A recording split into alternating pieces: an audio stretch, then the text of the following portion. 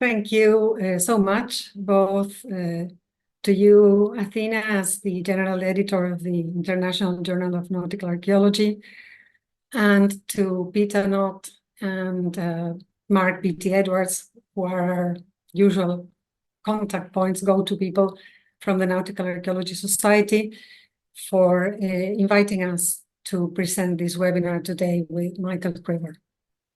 And I'm going to start sharing my screen and moving on directly to the presentation.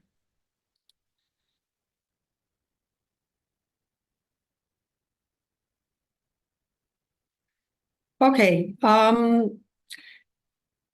we decided to present this this talk not exactly following the article that was published in the IJNA, but taking the opportunity to share with the audience what it is to work in a place like Tierra del Fuego, as we say in the title, in the far south. However, we want to make clear that what triggered this presentation is this article that has multiple authors, as Athena said, and that was published this year in the IJNA, and that will be made available today and also will be published through open access.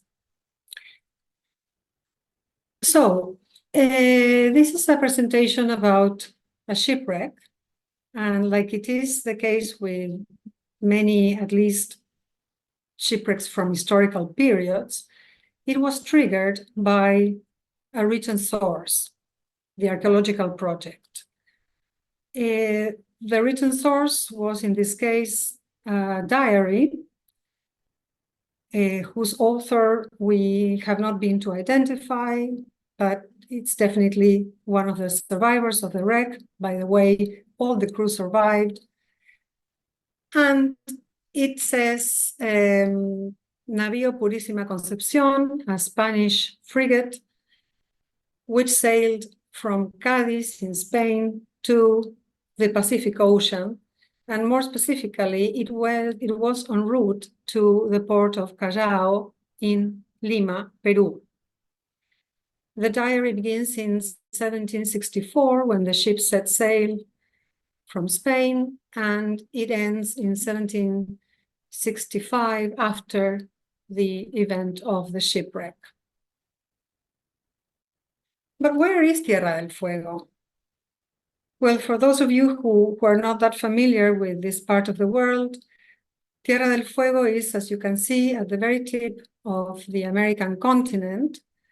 And clearly, it had a very strategic geopolitical location, especially for seafaring, for maritime routes, because it is in a key place that connects the Atlantic Ocean on the east and the Pacific Ocean on the west. Tierra del Fuego is an island currently shared by Chile on the west, Argentina on the east, and it had two main routes connecting the two oceans, one on the north, which is the Strait of Magellan, and one on the south around the island, which is the famous Cape Horn route, which was mostly used by sailing vessels in post-medieval times. It was, of course, a very challenging and treacherous navigation route. And that's why there are a lot of shipwrecks in that area. But what does this particular shipwreck have as a special characteristic? Well, it has more than one, but for some of us, something that was very appealing was that the shipwreck survivors, who were 200 men, the entire crew, by the way, lived in harmony during 3 months with the indigenous people in that island. This is interesting because normally the accounts of, let's say, cultural encounters between Europeans and indigenous people tended to be very violent, with a lot of aggression on both sides, but usually the Europeans or any conquistadores defeating the native population, sometimes decimating them. So this was different, and we found it particularly attractive. By the way, the image you can see on the right was taken probably in the 1920s or so. So up to less than 100 years ago, these hunter-gatherers called the Selknam lived in Tierra del Fuego together with other indigenous groups. What was the archaeological background for this project? When I say project, I'm talking about the archaeological project based on material evidence, because like I said, we had the diary, we had other historical sources, but almost nothing in terms of material evidence, except perhaps this cannon, which had been found on the shore of Tierra del Fuego over 40 years ago. It is currently on display in the Museum of the End of the World, Museo del Fin del Mundo, in the city of Ushuaia, the capital of Tierra del Fuego in Argentina. And as you can see in the photographs, it is in poor condition. It's a 6-pounder iron cannon. And it has a label that says cannon from the Purísima Concepción. The truth is, nobody knows if it is from the Purísima Concepción, but it could be, because according to the historical documents, the frigate carried 26-pounder iron cannons. So the thing is, we thought it was worth conducting more research addressing the material evidence that could be associated with the Purísima Concepción.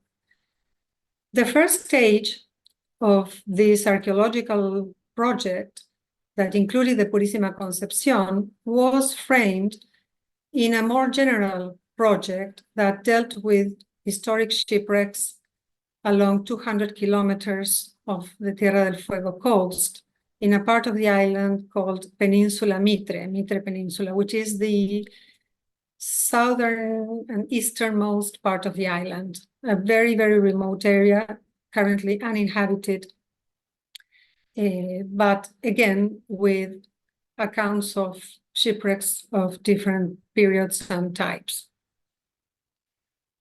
And how is it to work in a place like that?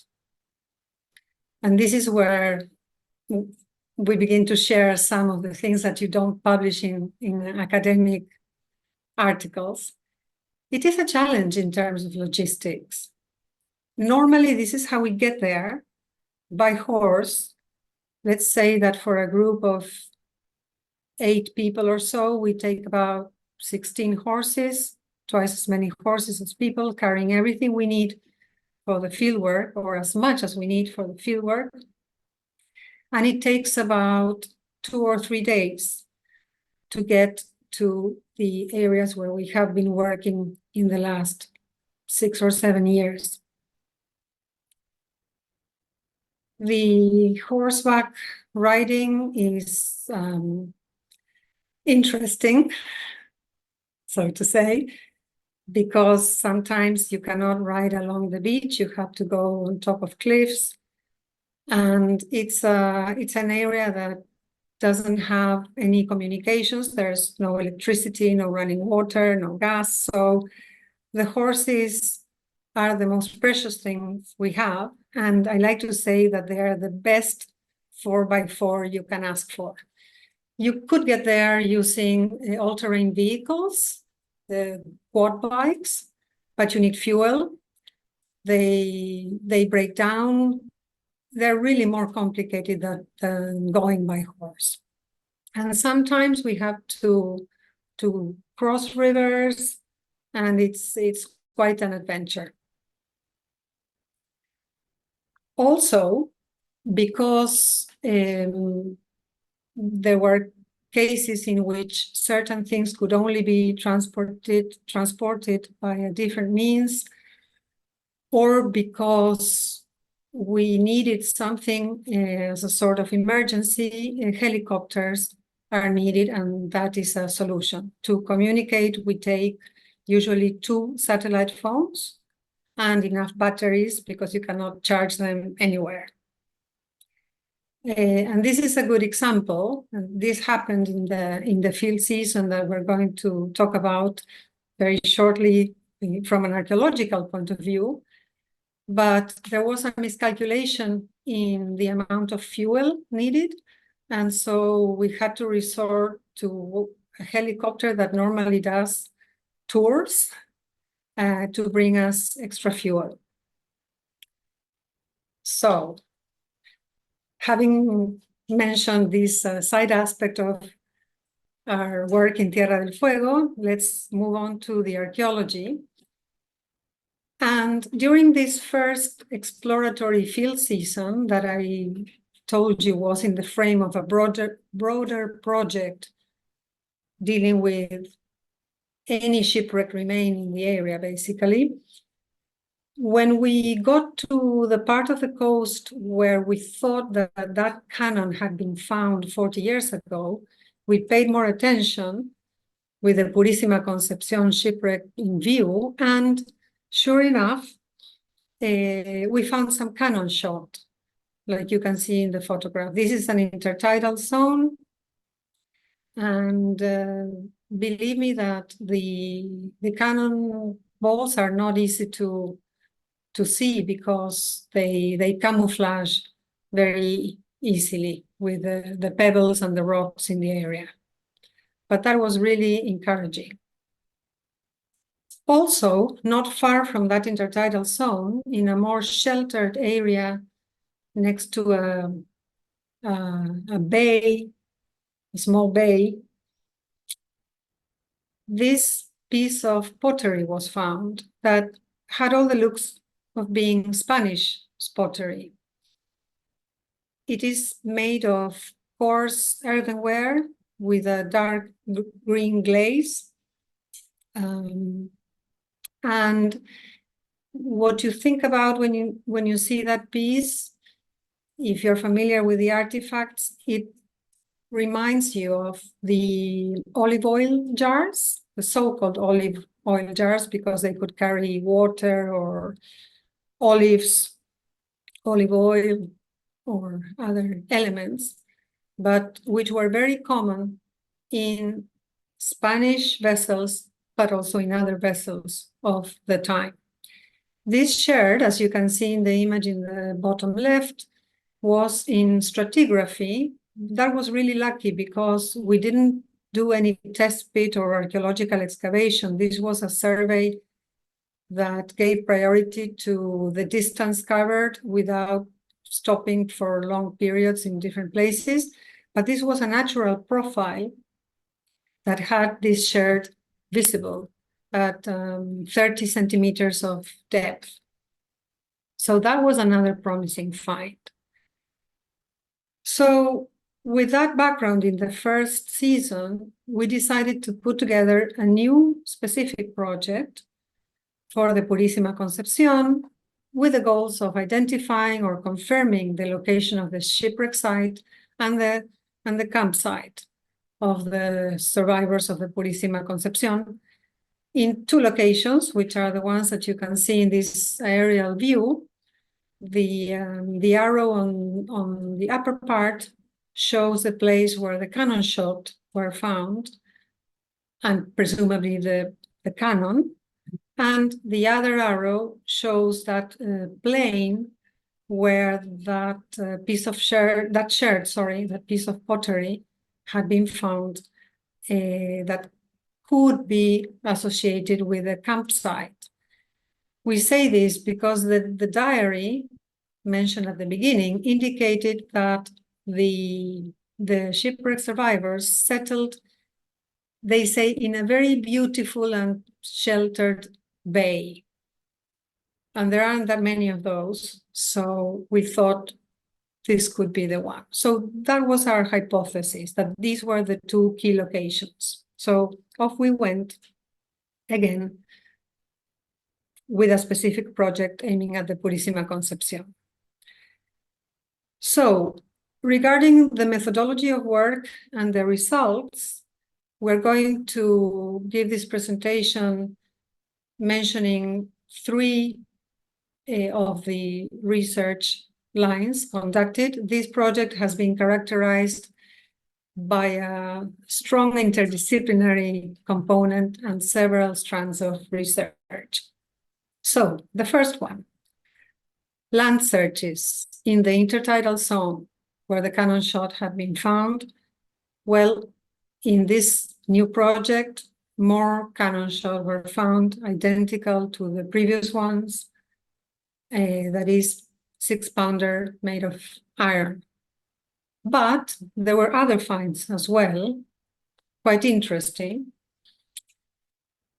Some English-style ceramics, which were the majority of the elements found, which are the ones shown on the right side of the image. You can see they're quite eroded, but still they represent quite typical 18th century refined earthenware of English origin, and also what looked like 18th century Spanish style ceramics.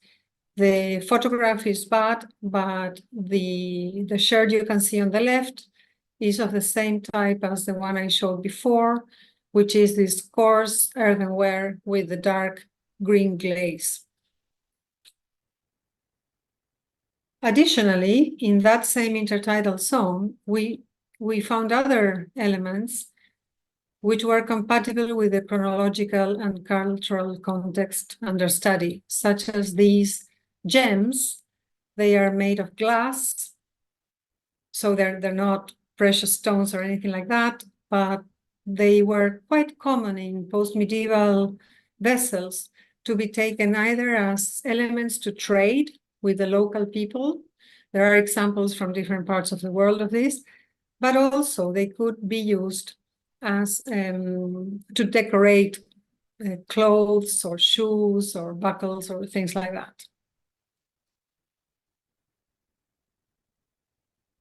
Another line of research was doing a land search on what we thought could be the campsite, that plain where that single sherd had been found previously.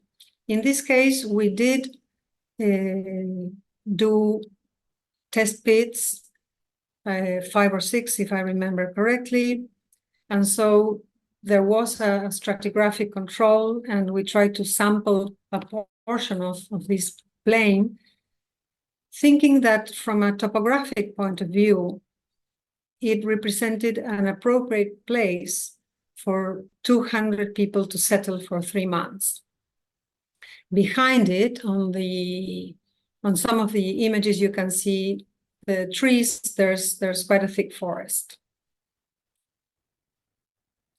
The main finds in these archaeological test pits were, once again, the 18th century style English refined earthenware, but also more of the Spanish style coarse earthenware, which is the image on the bottom right, indicated with an oval. And the main point here, and this is described in our article, it was subsequently identified as coming from Seville in Spain. These analyses were mostly neutron activation analysis conducted by a team from University of Missouri in the US. And what they did was to compare a small piece taken from these sherds with a huge database that they have in their laboratory. And again, they could conclude that this ceramic found in Tierra del Fuego came from Seville.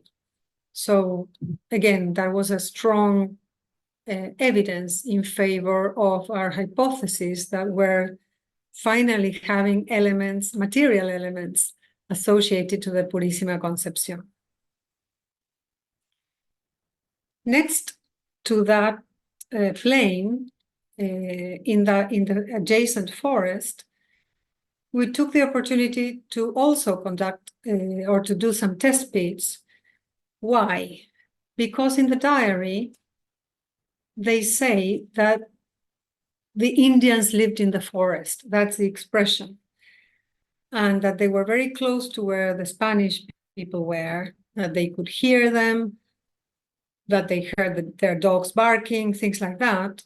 So we thought, well, let's see what's going on in the forest in case we find evidence of the presence of the Aboriginal people. And it was quite lucky because in one of the test pits, or in two of the several test pits done, there were two very interesting finds. On the top right, you can see an arrowhead made with the traditional, let's say, flint knapping techniques, except for the fact that it's not made of flint. It's made of glass, European glass. So really interesting. The image on the bottom left, they are beads, also made of glass, although the image is not so obvious, but believe me, it is glass. And it has to be, again, of European origin. So these elements were found in association with the typical archaeological finds that you have for, let's say, just Aboriginal sites with stone tools, bones, fish, well, bones, particularly fish, if you are close to the ocean, shell middens and things like that. So these finds, this archaeological result here in the forest, represented evidence of some contact between the native population and the European people. Does this prove that there was contact with the shipwreck survivors from the Purísima Concepción? No. But again, it was another interesting line of evidence as part of a jigsaw, as you can see. So now I am going to hand over the floor to my colleague and friend, Michael Krivor, who is going to tell you about another line of research, which was the underwater search based on magnetometry. So over to you, Mike. First, I'd like to thank the International Journal of Nautical Archaeology and the Nautical Archaeology Society for the opportunity to present the findings of our work in Tierra del Fuego. And I must thank Dr. Elkin for inviting me on this once-in-a-lifetime expedition. This truly was the most remote location I've ever surveyed for a shipwreck. And before I begin, I must also thank Marine Magnetics, who provided the magnetometer positioning system, as well as the folks at HYPACK, who offered the software to run the survey. All equipment for the expedition was provided free of charge. The C-SPY-2 magnetometer here, shown on the left, is the primary tool we as maritime archaeologists use to locate shipwrecks. It's towed behind the survey vessel and detects sources of ferrous metal commonly found on historic shipwrecks. Even if the wreck is buried beneath sediment, objects such as anchors, anchor chain, cannon, ship fasteners, ship rigging, and cargo can be detected with this instrument. Before field work, I had to delineate a survey area. We knew from the historic record that Purísima Concepción ran aground and was therefore likely located close to shore. In addition, there was the multitude of artifacts found in the tidal zone during Dr. Elkin's 2014 expedition, plotted here on the left with red dots. This included the 6-pounder cannon recovered by helicopter in 1981 that had washed ashore in the same area. The second justification for the survey area was the survivor's account, which describes the general area where the wreck occurred and where the survivors' camp was built, shown here on the top right. Dr. Elkin mentioned that, elaborate on this, that the number one shown in that top right image here was the area described in the survivor's account, and the number two at the very top right was the approximate location of where they mentioned that the wreck occurred. Ultimately, we decided that the survey area shown here on the left, outlined in white, would be a good starting point for the survey.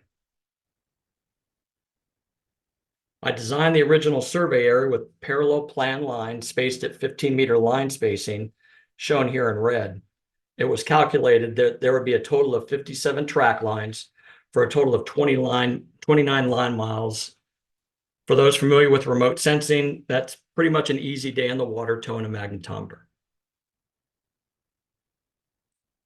The survey vessel arrived a couple days later after we arrived at Caleta Falsa. However, there was a problem. The trip down had taken longer than anticipated, and they had burned more fuel than expected. So with barely enough fuel to get home, how could we still conduct the survey and diver investigations and get the survey vessel back home? I proposed that we reduce the size of the planned survey area since we believed Purísima Concepción had run aground, therefore placing it in shallow water close to shore. All agreed, and I reduced the size of the survey area to 38 track lines for a total of 10.85 line miles. On December 12, 2017, if you can believe it, that was 6 years ago today, we were ready to start surveying. Our survey vessel, the Don Esteban, was mobilized, and we proceeded to the survey area. We got on site and ran our first track line. Here on this image on the top right, you can see in the red line, that's the survey track line and the vessel track line. The left side there is the magnetic readings. And at the bottom, the profile window, that very bottom red line is the magnetometer data. From the screen capture, you can see the data is good. The magnetometer along the bottom of the screen is nice and quiet. So really to come all this way and have all the equipment working was absolutely a huge relief. This was our second track line. Now look right here with the blue arrow. As we were surveying, I saw the magnetometer data rise slightly near the northeast corner of our survey area. This is a 40 gamma magnetic anomaly. I didn't say anything to anyone on the survey boat, but rather looked around to get a visual of where we were in the survey area. We turned the survey vessel around and headed back the opposite direction. And as we were back online and collecting data, the magnetometer picked up an anomaly again here in the same general location. You can see that red line is dipping down. Only this time, the magnetometer picked up an almost 200 gamma anomaly at that location. It was at this point that I told everybody else on the boat there was a magnetic anomaly in the area, and this turned out to be a very exciting moment during the expedition. As we proceeded closer to shore, this is track line number 4, where you can see the magnetometer is still recording the anomaly. And it's intensifying as we got closer to shore. The target signature, it's starting to develop from a monopole into a prominent dipole, registering over 600 gammas in strength. And lastly, here's track line number 5. As you can see, the anomaly is continuing to intensify, registering at over 1,000 gammas. Typical for Tierra del Fuego, the weather was starting to turn, so we opted to save fuel, head back, and process the magnetometer data. This picture was taken on the ride back in on the Don Esteban, and you can see that, the excitement that we had to locate a substantial magnetic anomaly within our high probability survey area was an incredible relief to all. Back on dry land, I processed and contoured the magnetometer data you can see here on the bottom right. You can see the contours beginning to take shape. Since we were low on fuel for the survey vessel, the weather was unpredictable, and the ultimate objective was to locate and verify the identity of the Purísima Concepción. The call was made to dive the next day on these targets to see what we had found. On December 13th, divers Christian Murray and Chris Underwood prepped for diving on the target location. We dropped 2 buoys on either end of the anomaly and splashed the divers. The divers reported 0 visibility and about 5 meters of water depth. The divers conducted circle searches at each buoy target location out approximately 50 feet. Unfortunately, both divers reported finding nothing definitive on the seafloor. Soon after both initial dives were complete, the weather turned and we returned to Caleta Falsa. It was then decided to go back to remote sensing to see if we could lock in the entirety of the magnetic anomaly. Additional fuel for the survey boat had been flown in via helicopter from Ushuaia, and we were good to continue with the survey. We opted to adjust the size of the survey area and really focus on the area around the magnetics we'd already located. Here are the refinement survey track lines over the newly located magnetic anomaly. Ultimately, we were able to complete the refinement survey and really lock in the anomaly. Here on the left is the magnetic contour map showing that the target has been defined in its entirety. On the right is the target table. And as you can see, we have a variety of gamma deviations across the site, some length and duration, and a variety of types from monopole to dipole to multi-component returns. The main concentration of magnetics is approximately 90 meters in length and approximately 30 meters across. The highest gamma deviation is at the center of the site at target R7 with 1,151 gammas. While the magnetics are extremely strong, consider this.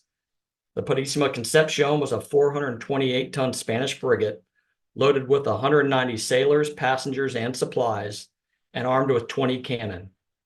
Also consider that the water depth over the target was only 5 meters, so we know the magnetometer was passing close to the source of magnetics.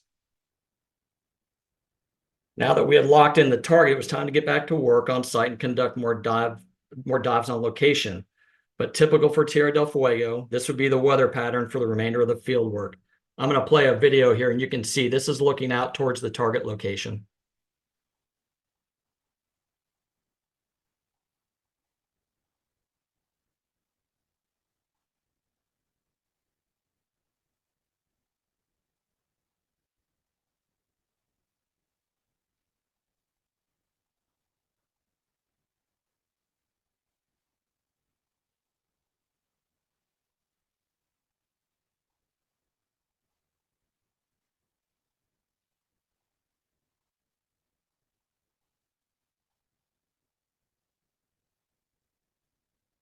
So unfortunately, we were unable to get divers back on site for further investigation to confirm the identity of the anomaly. It was time to head home, and as we all know, the last day of field work is always the best. But you could not believe the conditions on the day we left Caleta Falsa. The bottom, the image on the right, you can see we're looking out towards the survey area, and the water was absolutely flat calm. They were the calmest conditions over the survey area. We had seen the entire project, and we had no way to get out on site and investigate. The Don Esteban had left early in the morning before we departed by horseback.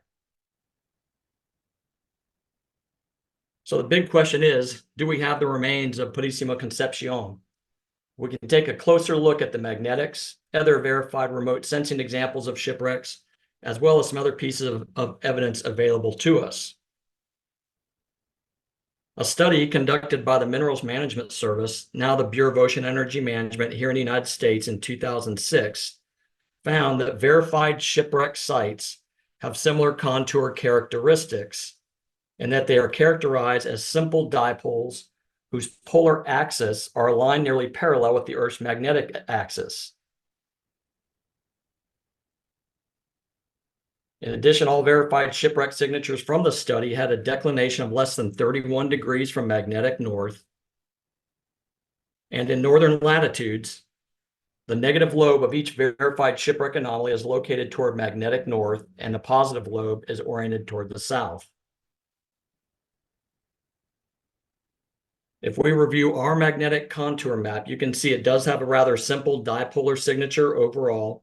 And looking at its declination, you can see it's also oriented near parallel with the Earth's magnetic axis. These two attributes would suggest we do have a shipwreck versus, say, modern debris. Now, if we compare our magnetic anomaly on the left to verified shipwreck signatures from the 2006 MMS study shown on the right, you can see that in the northern latitudes, the negative lobe, shown in blue on the right here, are oriented toward magnetic north, and the positive lobe, shown in purple, toward the south. However, the contoured signature of our anomaly here on the left shows the opposite. The positive lobe, shown in orange, is to the north, and the negative lobe, shown in blue, to the south. This is exactly opposite of the MMS study. However, we were working in the southern hemisphere. Discussions with geophysicists familiar with magnetics suggest that shipwreck signatures in the southern hemisphere would indeed display the opposite of those in the northern hemisphere. What about environmental factors such as wind and wave direction? Our anomaly is located about here, close to shore, with the prevailing wind and waves pushing water in this direction, where a substantial amount of artifacts have been found on shore. This location would favor our target as a shipwreck. Then we have the artifacts on shore, including a wooden framing member, ceramic sherds, cut glass gemstones, and a beautiful set of brass dividers. All these artifacts, coupled with the recovered iron cannon, indicate a shipwreck site in the area dating to the late 18th century, consistent with Purissimo Concepcion. So what are the chances our magnetic anomaly is just modern debris? Maybe a convex box lost off a ship transiting around Cape Horn, which washed ashore near Caleta Falsa. A large metal object, such as a convex box, would produce a sizable magnetic signature similar to that found during our project. However, I can tell you from my personal observations riding 3 days on horseback along the shoreline of Tierra del Fuego, is that we encountered a number of shipwreck sites, but no modern debris or trash was observed. This is a pristine, untouched environment that would indicate our target is much more likely to be more of a shipwreck versus modern debris. And what about the survivor's account? Can it offer any information our target is Purissimo Concepcion? Perhaps. Here again on the left is our target area, and to the north, offshore, you see the smaller dipole anomaly here. This is the only other magnetic anomaly documented within our entire survey area. When we reviewed the survivor's account, we came across this. The fear of the crew and passengers turned into general consternation when the grounding occurred. From then on, of course, everything that experience recommends was done. Dropping the sails, probing, then lowering a boat and laying an anchor in the stern, calling the ship into more water, a maneuver that was done with some fatigue due to the fright and distress in which the crew found themselves. Could this small 60 gamma isolated anomaly, located 90 meters north, potentially represent that anchor used to pull Purissimo Concepcion off the rocks into deeper water? That small anomaly, away from the concentration of magnetics, is consistent with a ferrous metal anchor.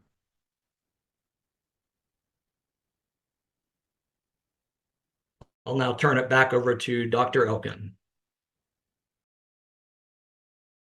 Thank you, Mike. Well, basically, the main conclusion we have is that even though, like Mike said, the diving or the trying to check those anomalies was unsuccessful due to lack of visibility and the very little chance to actually dive because of weather conditions, etc., we can say with confidence that with all the different reliable lines of evidence we have, we believe we've accomplished the project goals, which were finding the survivors' campsite and the place where the vessel was lost.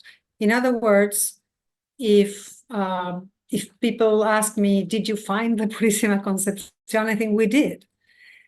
Now, having said that, I think it would be great to go back to the area with probably more time, because more time will give us more windows of good weather to work, both on land and underwater, but mostly underwater, and probably take some other remote sensing equipment, even if it is just some form of towed camera or something that we could use if diving is complicated, so as to try to get some images.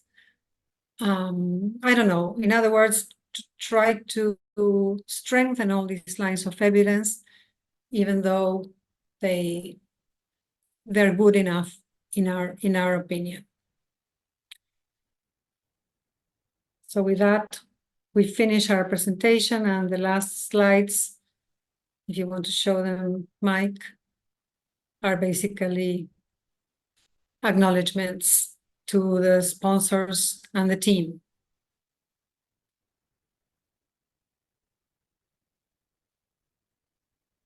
You can see we had several sponsors. That's the group. And thank you to all of you on the other side of my screen for listening, in the name of Mike and myself.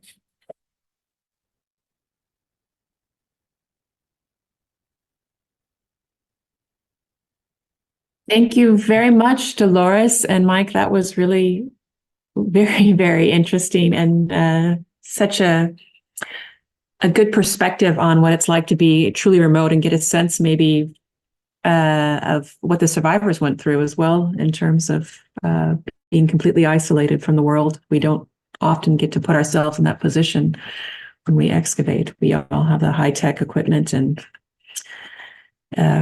necessary facilities around us. So, and it also, your last slide I like, shows us that you're very, very reliant upon your quadrupeds there to get in and out. That's great. We are open for questions. So if people would like to put them in the chat, we're getting some Q&As through here. And Can I ask a question before it gets too busy, please? Yes, go ahead. It's kind of both to Dolores and to Michael. As a fellow archaeologist, often I find that the logistics can make or break the project, no matter how amazing the site is. Obviously, your site is amazing, but how many people did you have to convince? Just go with me, horseback archaeology, it'll be great. How many people did you have to convince, or was it just like, yes, let's do this? That's a very good question. I think most people get excited when you say, would you come on horseback? But then when you say it's 3 days on horseback. I'm also thinking of health and safety requirements and, the boring, authorities that you might have had to have kind of convinced. I'm going to be honest, in that part of the country, basically you're on your own. It's up to your own responsibility what you do and what you don't. We ask people to sign waivers, but there is risk. There is significant risk. You can fall off the horse. Actually, I fell, or the horse threw me 3 times on that field season. I think all of us experienced that. Michael certainly did. Chris did. Pretty much everybody. Do you have control of my video? I've asked you to start your video, Michael. Thank you.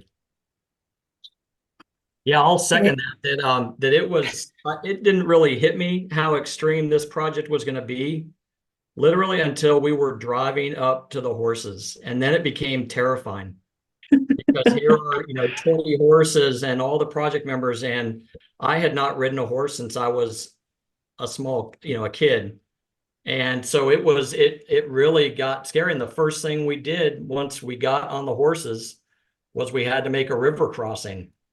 And they tell you do not lift your feet up, and and this was springtime there. It was, as you can tell from our clothes, it was relatively cold, and you're crossing these frigid rivers. We must have crossed, I don't know, 4 or 5 different rivers over the 3 days to get further south into to the project area. So it was an eye-opening experience, to say the least. And if I may add something that also responds to your question, Peter, before moving on to other questions from the audience.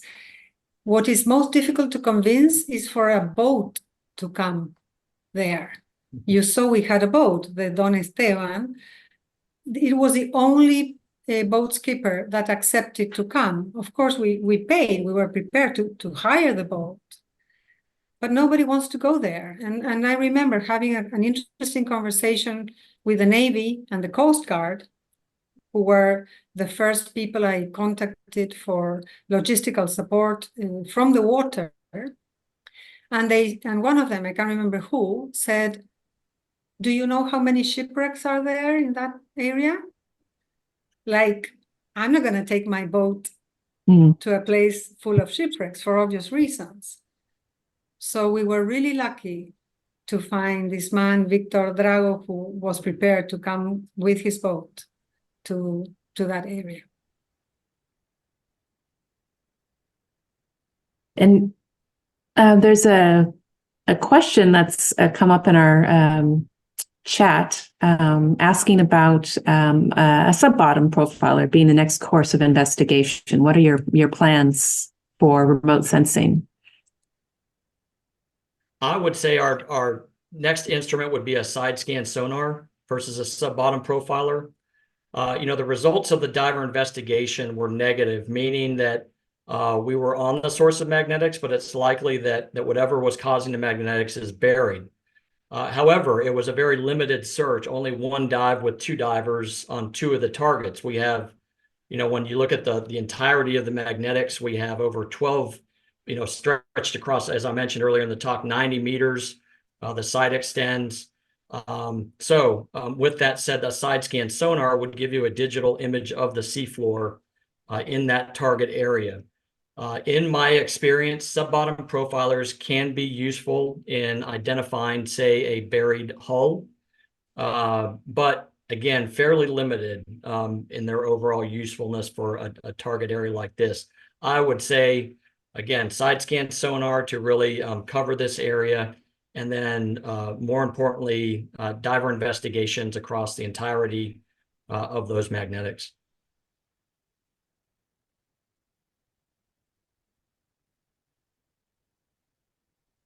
Thank you. And that's actually something I was thinking about too, in terms of what's the seabed like?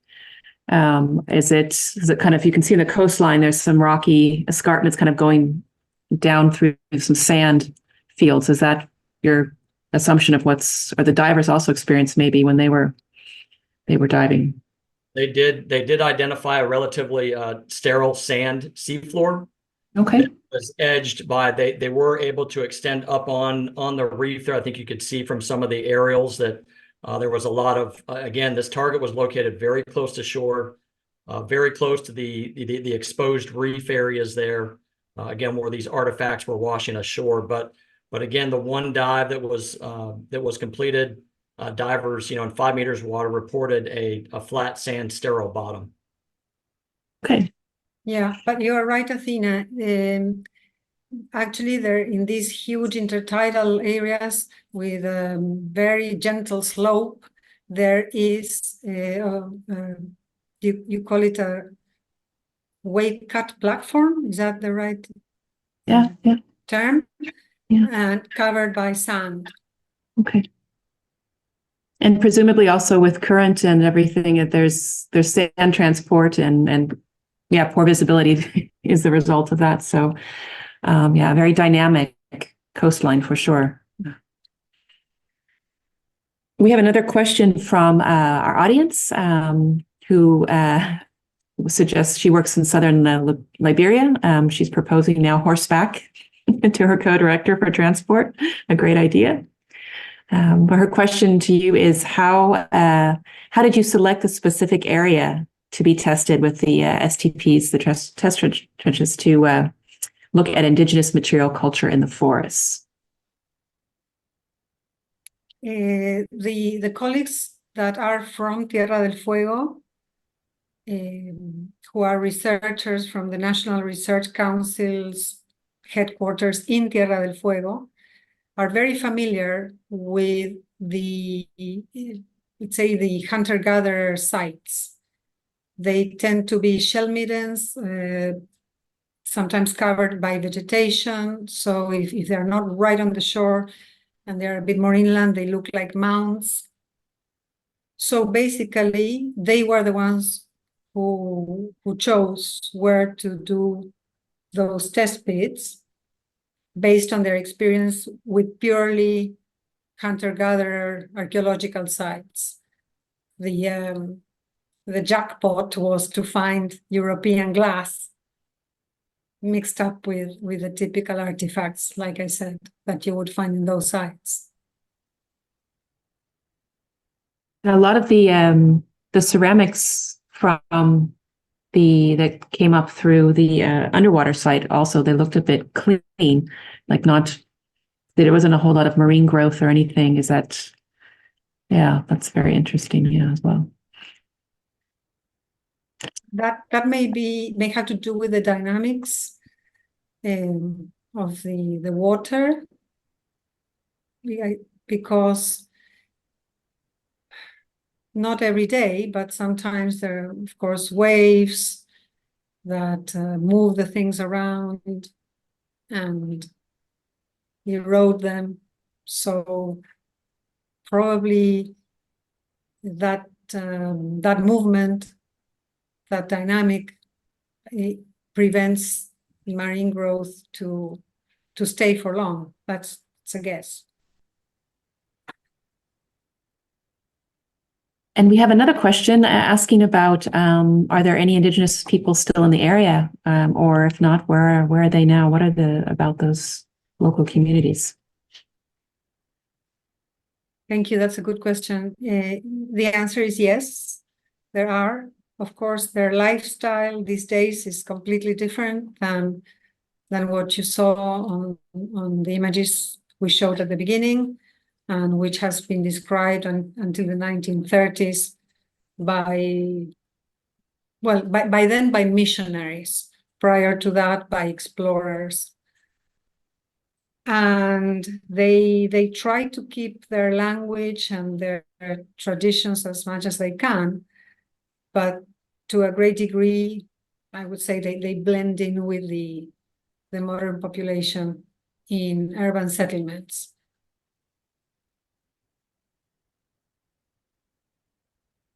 And was kind of tailing on to that, was there any plan in your research or ongoing research to talk with communities if there's any kind of, or maybe you already have, about any kind of narratives that they are aware of from the area that go that far back maybe, or kind of timeless? Well, the ones who have most contact with the, let's say, the native population or native population descendants are our colleagues who live in Tierra del Fuego. Maybe not all the audience know, but I'm speaking from Buenos Aires, the capital of the country. I am 3,000 kilometers away from that area. So basically, Martín Vázquez and Pancho Sangrando, who are listed in the acknowledgements slide, are the ones who have contact with, like I said, with native people and their descendants. And I know they have interaction, but I'm not sure that you can trace back all the way to, let's say, 1765 with the event of the Purísima Concepción, but certainly with other events of contact between Europeans and local peoples. Is that something that you can see as a future research agenda that you'd like to incorporate into the work that you're doing in a larger area? I think it would enrich the research, for sure. Actually, we think there's still a lot to do, and we have to put together a new project and get the funding and go for it, basically. But that would be a nice component of the project, for sure. Well, if anyone listening would like to ask any more questions, now is the time. Please do put it in the chat or the Q&A box. I don't know, Pita, if you have any questions. No, I think that it's been a great discussion after a wonderful presentation. And yeah, I think it's been a wonderful evening or daytime, wherever you are in the world. And very interesting topic and very clear presentation. It's nice to see both sides, to look at the remote sensing and the more traditional archaeological approaches working together in this region. So if there's not any more questions, I don't know, maybe Dolores and Michael, if you'd like to say anything in closing, now is the time. Well, other than thanking again for thanking you, the NAS and the IJNA for this invitation and the chance to share not just our research project, but some aspects of it not normally included in the publications. Something that I didn't mention about the shipwreck, which is another interesting characteristic, is that the shipwreck survivors built another vessel with the remains of the Purísima Concepción and managed to get the entire crew on board back to Buenos Aires, 3,000 kilometers back north. So that was another reason for realizing that this shipwreck is not just another shipwreck, and this story is not just another story. So we just hope that it gets disseminated and better known. Great, thank you. And also if the lights here in this room just went off, if you haven't already, in the chat, Pita has put the PDF of the article. And we'll hopefully have it online as well as open access for a limited time. So please do take a look and disseminate it with your colleagues. And with that, I'd like to thank both our speakers tonight and Pita for taking the time out to help us navigate the webinar Zoom platform once again. And good night from where I am in Copenhagen. And thank you everyone for listening. Thank you very much. Thank you, Athena. I'd also just like to add a big thank you to the Honor Frost Foundation for making this educational experience possible today. They have funded and supported this. And I'd just like to add my thanks on behalf of the Nautical Archaeology Society to our presenters and to our wonderful journal editor, Athena. So thank you and have a good day or evening wherever you are in the world. Thank you.